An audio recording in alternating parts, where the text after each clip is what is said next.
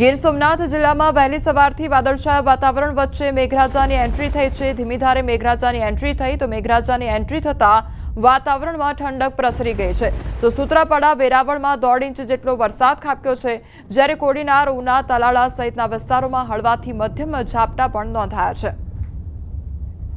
વરસાદી માહોલમાં ઝરણા ધોધ જીવંત બન્યા છે। રાજકોટના ધોરાજીના પાટણ વાવમાં આવેલા ઓસમ પર્વત પર ભારે વરસાદ બાદ ઝરણા જીવંત થયા છે। ડુંગર ઉપર કેટલાક ભાગમાં ધોધ વહેતા થયા છે। ચારે બાજુ લીલી હરિયાળી વચ્ચે ધોધ જીવંત બનતા જાણે પ્રકૃતિ સોળે કળાએ ખીલી ઉઠી હોય તેવા દ્રશ્યો ઊભા થયા છે।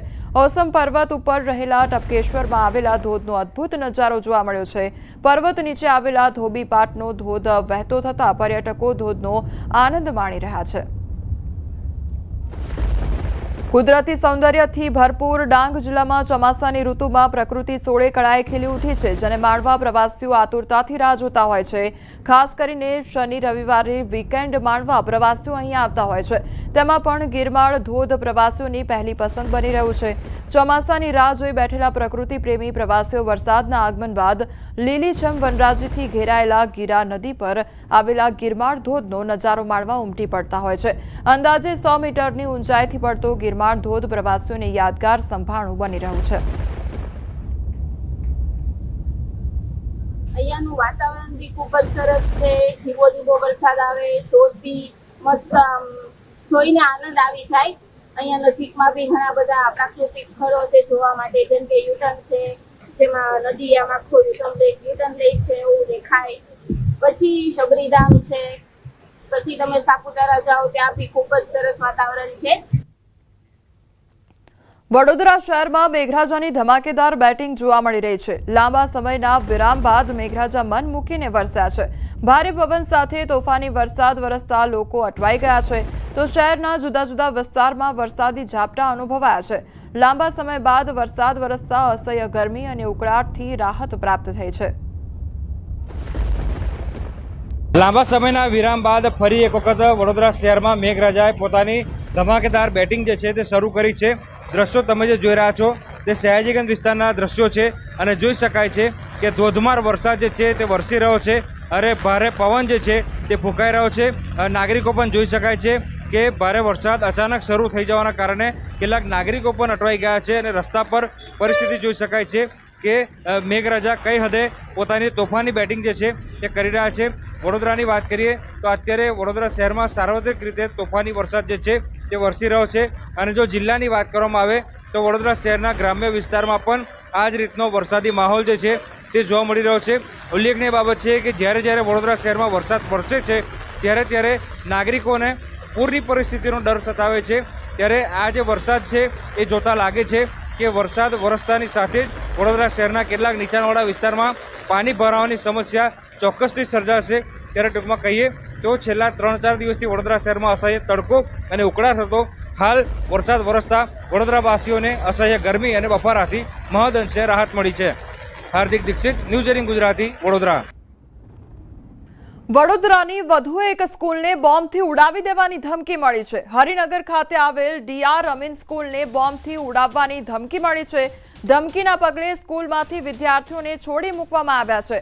સ્કૂલ પર પોલીસ, ડોગ અને બોમ્બ સ્ક્વોડની ટીમ સ્થળ પર પહોંચી ગઈ છે। તો મદ્રાસ ટાઇગર્સના નામથી વડોદરાની સ્કૂલને સવારે RDXથી ઉડાવવાની ધમકી મળી હતી અને એક જ દિવસમાં 2 સ્કૂલને ધમકી મળતા સાયબર ક્રાઇમ પોલીસ અને પોલીસની વિવિધ એજન્સીઓ કામે લાગી ગઈ છે। તો શાળાને બોમ્બથી ઉડાવી દેવાની ધમકી આપવામાં આવી છે। સંવાદદાતા હાર્દિક અમારી સાથે જોડાઈ ગયા છે। હાર્દિક, આ ડીઆર અમીન સ્કૂલ કે જેને બોમ્બથી ઉડાવવાની ધમકી આપવામાં આવી છે, શું અપડેટ હાલ મળી રહ્યું છે તેને લઈને? બિલકુલથી જો વડોદરા શહેરની વાત કરીએ તો આ ધમકી ભર્યા મેલના કારણે જે વાલીઓ છે, શાળા સંચાલકો છે, તેમના ચોક્કસથી ધબકારા વધી રહ્યા છે। પરંતુ આ મેલ જે છે વડોદરા શહેર પોલીસ માટે ચિંતાનો વિષય બન્યા છે, કારણ કે થોડાક કલાકોના અંતર વચ્ચે જ સતત બીજી સ્કૂલને આ રીતે ભરો મેલ જે છે તે મળ્યો છે। સવારે હરણી વિસ્તારમાં આવેલી સિગ્નલ સ્કૂલને ધમકી મળી હતી, ત્યારબાદ એટલે કે બપોરના સમયે હરિનગર વિસ્તારમાં આવેલી ડીઆર અમીન સ્કૂલને આ પ્રકારની ધમકી જે છે તે આપવામાં આવી છે।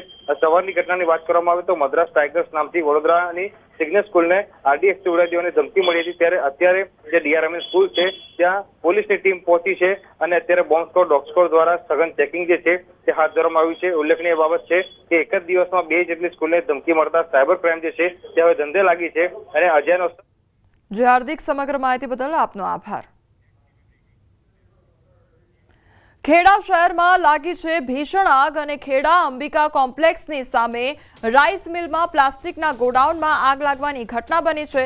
તો પ્લાસ્ટિક ભરીને આવેલી આઈશર પણ આગની ઝપેટમાં આવી ગઈ છે. ગોડાઉન પાછળ આવેલા ઝૂંપડાઓ અને એક દુકાન આગની ઝપેટમાં આવ્યા છે. તો આગ લાગતા 2 કિલોમીટર સુધી ધુમાડાના ગોટે ગોટા નજરે પડ્યા હતા.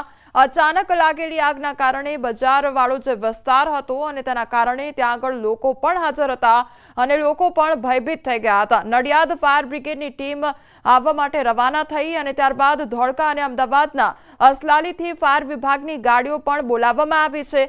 ફાયર ફાઇટરો દ્વારા આગ પર કાબુ મેળવવા પ્રયાસ હાથ ધરવામાં આવ્યો છે.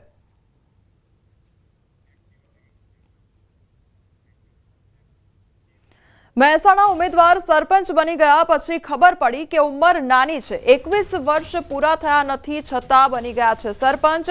મહેસાણાના ગિલોસણ ગામના સરપંચની ચૂંટણીનો મુદ્દો સામે આવ્યો છે અને અફરોજ પરમારની ઉંમર 21 વર્ષ નથી એ તંત્રને હવે ખબર પડી. તો ઉમેદવારે ઉમેદવારી ફોર્મમાં 21 વર્ષ બતાવ્યા હતા. એલસીમાં જન્મ તારીખ 7 જાન્યુઆરી 2005 છે. આધાર કાર્ડ અને ચૂંટણી કાર્ડમાં જન્મ તારીખ 8 ડિસેમ્બર 2004 છે. બંને જન્મ તારીખમાંથી એકેમાં 21 વર્ષ પૂરા નથી થતા. સમગ્ર મામલે મહેસાણા ટીડીઓએ તપાસ અહેવાલ પ્રાંતને સોંપ્યો છે.